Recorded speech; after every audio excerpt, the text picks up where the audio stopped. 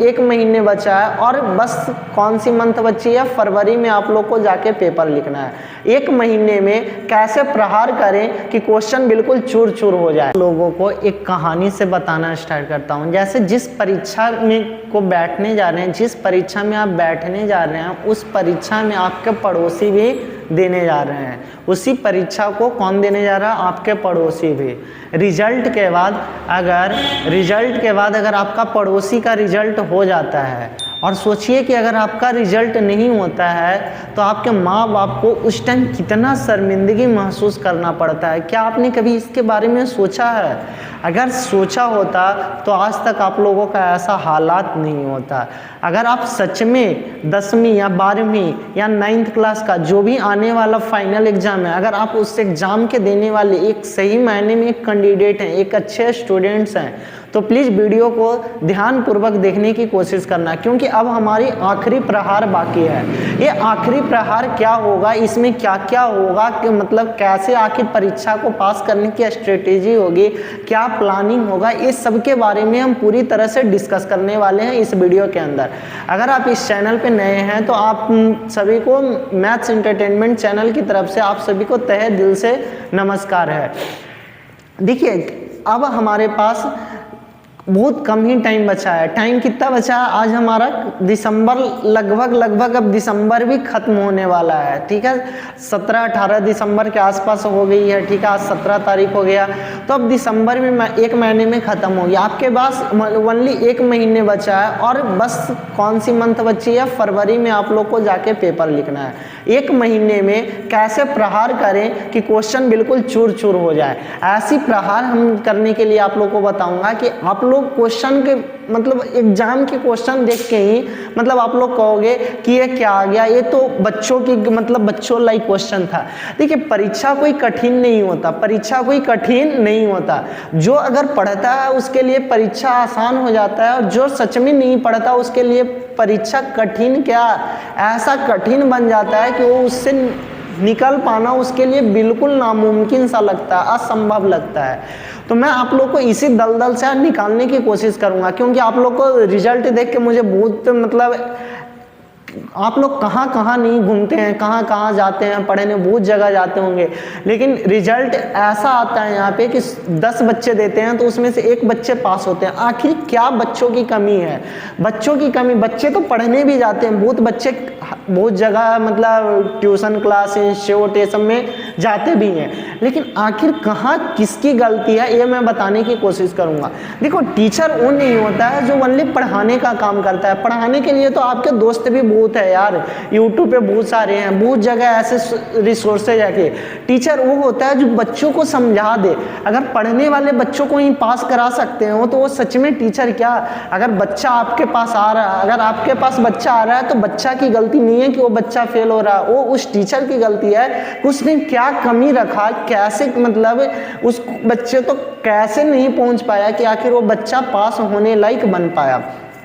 आज सारी चीज़ इस वीडियो के अंदर प्लानिंग करने की कोशिश करूंगा। वीडियो थोड़ी सी लंबी होगी, प्लीज़ वीडियो के लास्ट तक बने रहने की कोशिश करना। आज आप लोग के मन से जो डर है, ये परीक्षा नाम की भूत का डर है, ये बिल्कुल खत्म होगा। अच्छा, क्या मैं आप लोग से पूछना चाहता हूँ, बिल्कुल यस या नो में जवाब देना, क्या आपके क्लास में, जिस क्लास में आप पढ़ रहे हो उसमें से कोई एक क्लास का टॉपर बनेगा? ठीक है, ऐसा तो नहीं ना कि सारे के सारे टॉपर बन जाएगा, कोई एक टॉपर बनेगा। ठीक है, तो अब कोई एक टॉपर बनेगा तो क्या वो टॉपर रातों रात बन गया, एक रात पढ़ के बन गया? नहीं, वो लगातार परिश्रम करते रहा, हर दिन पढ़ा, हर दिन क्वेश्चन किया, जब तब जाकर उसे सफलता मिले। तो आप लोग फिर ऐसा क्यों नहीं करते हो? चलो मैं एक और कहानी बता रहा। क्या मान लो कि आप मान लो कि बाइक या कोई भी मान लो कि गेमिंग, कोई गेम या बाइक या कुछ भी, मान लो पहला दिन खेल रहे होगे या पहला दिन चला रहे होगे तो मन में डर तो जरूर लगा होगा कि आखिर हम चला पाएंगे मेन रोड पे बाइक की नहीं चला पाएंगे, ये तो मन में हर सबको डर आया होगा। तो क्या आप बाइक चलाना छोड़ दिए थे? नहीं। तो फिर परीक्षा नाम की डर से आप डर क्यों जाते हो? ये कोई खा थोड़े रहा है इंसान को, ये उसी को खा जाता है जो इससे डर के बिल्कुल मतलब इस तरह से डर जाता है कि अब हमसे नहीं होगा, पहले ही हार मान जाते हैं। अगर हार मान ही लिए हो तो फिर इंसान किस काम की? हारना नहीं है, हमें बिल्कुल जीतना है। देखिए आज से हमारा एक आखिरी प्रहार नाम की बैच स्टार्ट हो रही है। आखिरी प्रहार, इस बैच का मेन मोटिव क्या है? अब हमारे पास सिलेबस पढ़ने का टाइम नहीं बचा है। आपने साल भर जहां भी पढ़ा, जैसे भी पढ़ा, मैं ये कुछ डिस्कस नहीं करूंगा इसके बाद। अब हमारे पास ये टाइम है कि इस टाइम में अब हमें क्या पढ़ना है, क्योंकि पूरी बच्चा क्वेश्चन सब बच्चों के लिए वही 30 से 35 क्वेश्चन होंगे। ऐसा तो नहीं ना कि हर स्टूडेंट का अलग अलग क्वेश्चन का मतलब क्वेश्चन पेपर होगा, ऐसा कतई नहीं होने का। देखो तो सबसे पहले मैं क्या बताना चाह रहा कि आखिर सभी बच्चा को वही क्वेश्चन पेपर मिलते हैं। अब हमें अगर उस क्वेश्चन के बारे में पहले से आइडिया हो जाए कि नहीं हमें इस टाइप की क्वेश्चन आ रहा है, तो हम उसकी प्लानिंग क्या कर सकते हैं, बेहतर कर सकते हैं। तो इसके प्लानिंग कैसे कराओगे सर? तो मैं बता रहा कि इसकी प्लानिंग हम आप लोग को जैसे मैथ्स की, साइंस का पिछले 4-5 साल की पेपर को एनालाइज करके, मतलब पेपर देख के किस टॉपिक से ज़्यादा क्वेश्चन पूछा जा रहा है और किस टॉपिक को इस बार मतलब सिलेबस कट कर दिया गया है। जैसे सीबीएसई में कुछ टॉपिक को सिलेबस कट कर दिया गया है, फिर और ये सबको एनालाइज करके टॉपिक वाइज, जैसे मान लो मैथ्स में मान लो कि मैंने कोई टॉपिक लिया, मान लो ऊंचाई और दूरी, हाइट एंड डिस्टेंस, जिसे कहते हैं सम एप्लीकेशन ऑफ ट्राइग्नोमेट्री, यानी त्रिकोणमिति का कुछ अनुप्रयोग। अब इस पे पिछले 4-5 साल में जितने टाइप के क्वेश्चन आते हैं, पहले इसकी थ्योरी को कंप्लीट करेंगे, क्योंकि कॉन्सेप्ट नहीं समझेंगे तो फिर क्वेश्चन नहीं बना पाएंगे। पहले कॉन्सेप्ट को क्लियर करेंगे, फिर हम उस क्वेश्चन को करेंगे जो हमें पिछले 3-4 साल में क्वेश्चन को पूछा जा रहा है, ठीक है। इस बेस पे हमारा मैथ्स की रहेगा प्लानिंग। अब हमारा साइंस का प्लानिंग कैसे रहेगा? तो साइंस का प्लानिंग देखो 10वीं और 9वीं क्लास के लिए मैं कह रहा कि हमें कुछ नहीं, मैक्सिमम पिछले 2 या 3 साल की पेपर को उठाना है, 3 साल या 4 साल, 2-3-4 साल के पेपर को लेना है और उसकी पेपर को एक क्वेश्चन को, एक टॉपिक को, क्वेश्चन की एक टॉपिक को अच्छे से क्लियर कर लेना है। उसकी टॉपिक के अंदर क्या है, उस टॉपिक क्या कहना चाह रहा है, उस टॉपिक से और कैसी क्वेश्चन बन सकता है, एक क्वेश्चन को क्लियर कर लेंगे। बात क्लियर हुआ? अच्छा सर, मैथ साइंस के बारे में बता दिया, और सब्जेक्ट के बारे में कौन बताएगा? तो फिर मैं बता रहा कि हिंदी इंग्लिश का एग्जाम के टाइम के आसपास, हिंदी इंग्लिश और एसएसटी का एग्जाम से 15 से 20 दिन पहले इंपॉर्टेंट क्वेश्चन के बिल्कुल 2-3 घंटे की महामैराथन क्लास चलेगी। मतलब महामैराथन क्लास तो एक किस किस क्लास के लिए बनेगी सर? अब आप लोग को मन में ये डाउट आ रहा होगा। तो सबसे पहले मैं आप लोग को एक क्लियर कर देना चाह रहा कि जो मतलब आखिरी प्रहार बैच है, आखिरी प्रहार ये 12वीं क्लास वाले बच्चों के लिए होगा। तो 12वीं क्लास की कौन कौन सब्जेक्ट क्लियर कराओगे सर? तो 12वीं क्लास की ओनली मैथ सब्जेक्ट को ये ऑनलाइन प्लेटफॉर्म पे क्लियर कराया जाएगा। बाकी फिजिक्स केमिस्ट्री के लिए हमारी ऑफलाइन बैच को ज्वाइन करना होगा। अच्छा सर, 12वीं के बारे में तो बता दिया, अब किस क्लास को क्लियर कराओगे? तो 9वीं और 10वीं, 9वीं और 10वीं ये दो क्लास के math, science, SST, Hindi, English, ये सारे हमारी टीम द्वारा ये सारे टॉपिक का जो भी मतलब इस साल क्वेश्चन पूछे जाने वाले एक्सेप्टेड क्वेश्चन वो क्लियर कराया जाएगा। अच्छा सर, क्या अगर एक्सेप्टेड क्वेश्चन मैच नहीं किया तो? मैं गारंटी के साथ कह रहा कि हमारी टीम इतनी मेहनत कर रही है कि जितने जो क्वेश्चन पेपर में आएंगे उसका 80% के आसपास बिल्कुल आपको क्लास में पहले क्वेश्चन करा दिया जाएगा। अगर आप मान लो कि 80 नंबर की पेपर देने जा रहे हो तो 60 से 65 नंबर की क्वेश्चन वही आएंगे जो तुम्हें इस क्लास में क्या कर दिया जाएगा, करा दिया जाएगा एक क्वेश्चन। और बाकी 10 से 15 नंबर, तो 10 से 15 नंबर क्वेश्चन उन्हीं क्वेश्चनों से मिला जुला के क्वेश्चन बनते हैं। उन्हें लिखने के बारे में बताया जाएगा, अगर कोई क्वेश्चन नहीं आता है तो कैसे बन आएंगे पेपर में। हर एक चीज की प्लानिंग डेली बाय डेली आपकी इंक्रीज करते जाएगी। ये बूस्टर डोज की तरफ ये बैच आई है आखिरी प्रहार। जैसे कोविड-19 में कैसे वैक्सीन 1 वैक्सीन 2 लेने के बाद क्या लगा था, बूस्टर डोज लगा था, इसी तरह से हमें इसमें भी आखिरी प्रहार, ऐसा प्रहार करना है कि एग्जाम नाम की भूत, यानी परीक्षा नाम की भूत चकनाचूर हो जाए और हम पहले कहें कि तू आ, मैं तेरे को देख लूंगा, तू कैसा है, क्या करता है, किसे डराता है, हर एक चीज को क्लियर कर दूंगा। तो देखो बाबू प्लीज आप देखो, सबसे पहले मैं बताना चाह रहा कि ये जिंदगी में आप लोग को स्टूडेंट लाइफ फिर से नहीं मिलेगा। प्लीज 1 मिनट और, ये ज़िंदगी में आप लोग को स्टूडेंट लाइफ फिर से नहीं मिलेगा। हमें पता है 10वीं वाले बच्चों को खास करके ये संदेश देना चाहता हूँ कि आप ज़िंदगी में ये पहली परीक्षा देने जा रहे हो।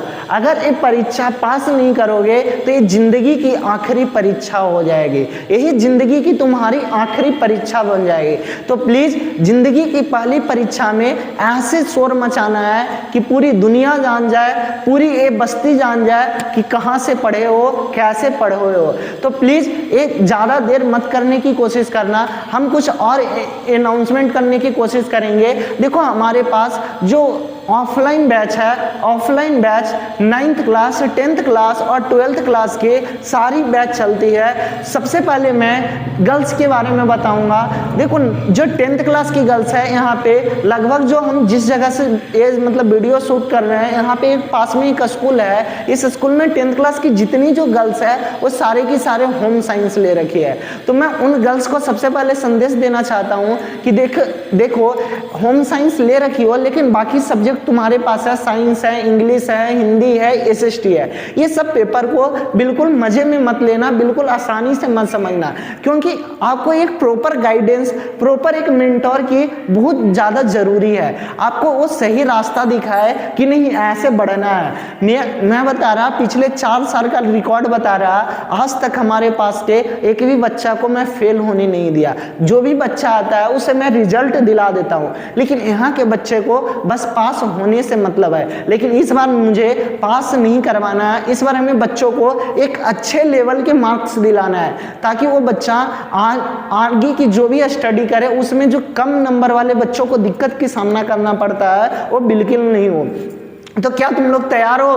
बिल्कुल एक बार जोश के साथ यस या नो बोलने की कोशिश करो। क्या तुम लोग तैयार हो इस आखिरी प्रहार के लिए? यस या नो? तो ये बहुत का जवाब आ रहा है यस सर।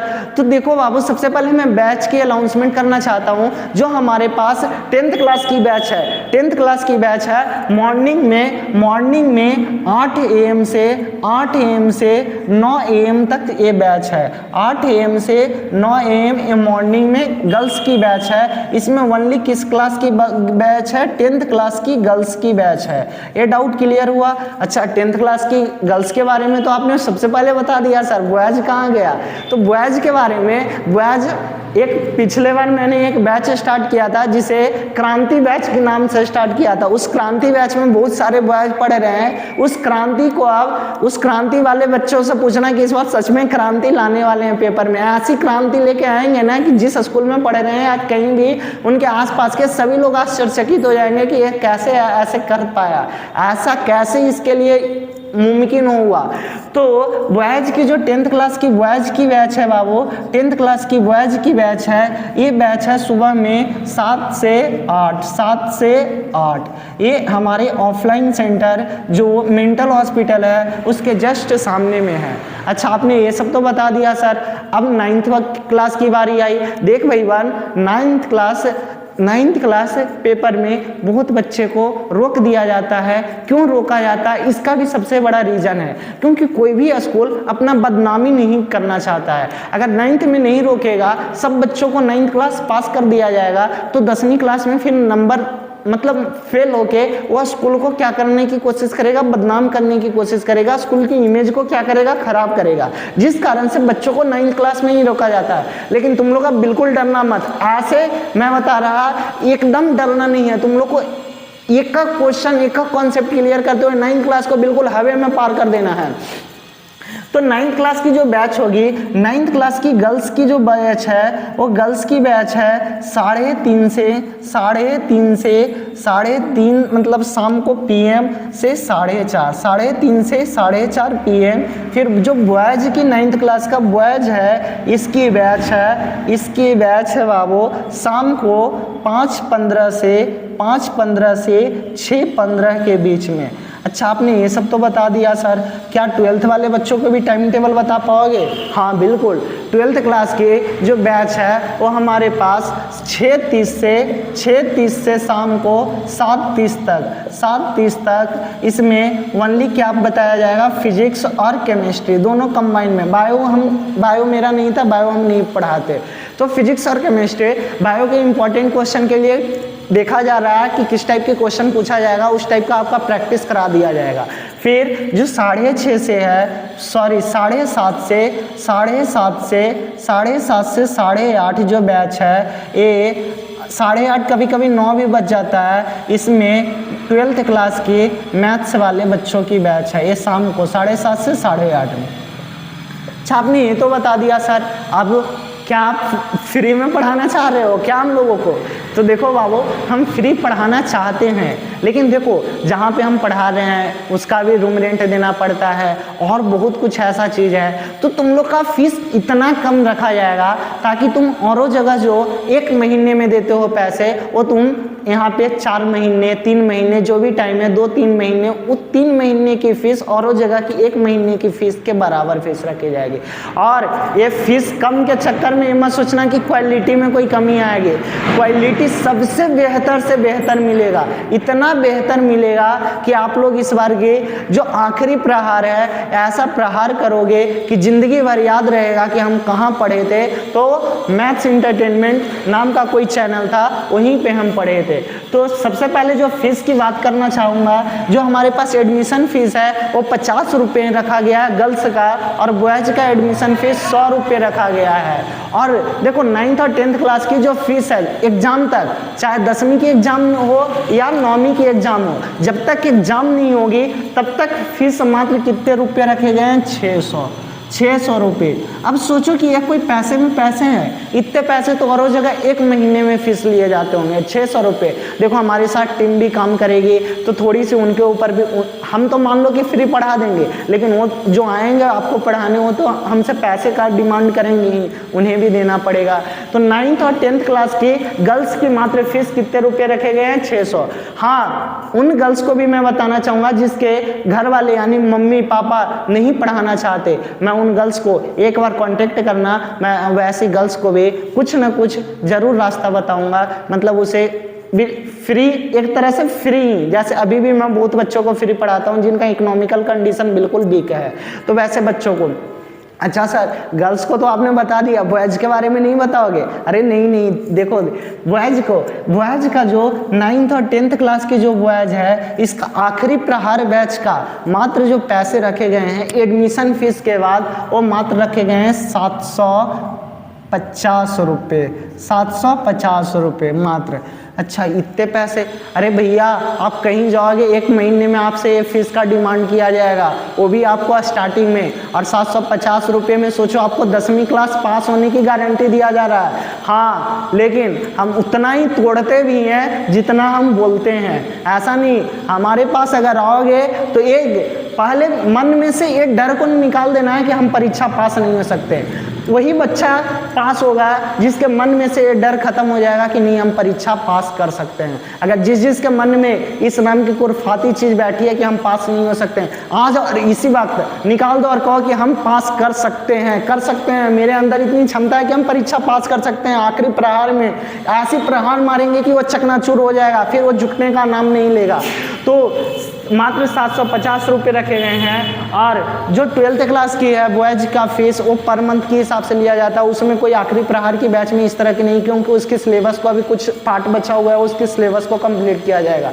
तो 9th और 10th क्लास के बच्चे आप जल्दी रजिस्ट्रेशन कराने की कोशिश करिएगा, क्योंकि अगर सीट फुल हो गई तो हम फिर कुछ नहीं कर पाएंगे। आप सभी के पास बहुत जल्दी कॉन्टेक्ट करने की कोशिश करूँगा सारे पेरेंट्स से कि आखिर देखो, कुछ पेरेंट्स की भी गलती होती है, पता है, बच्चों को पढ़ाना नहीं चाहते। इन बच्चों को पता है बाद में जब कहीं जाते हैं, अभी हमारे पास 10वीं में कुछ ऐसे बच्चे पढ़ रहे हैं, वो बेचारा पहले पढ़ाई छोड़ चुका था कुछ, अब जब उसे डिग्री खोजा जाता है तो वो अभी पढ़ने आता है, बेचारा काम करता है, पढ़ाई भी करता है।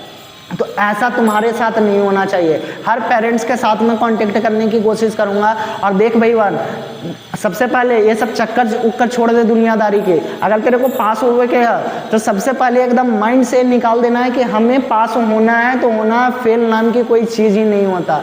फेल हमें करने वाला इस दुनिया में कोई पैदा होके अभी तक नहीं आया है, न होगा। अगर ये जिस दिन से निकाल दिया उस दिन तुम परीक्षा पास कर गए हो, उस दिन से तुम्हें पढ़ने में मन लगेगा। बस इसे एक झूठी दिलासा देना है कि हम अच्छे बच्चे हैं, हम पास हो सकते हैं।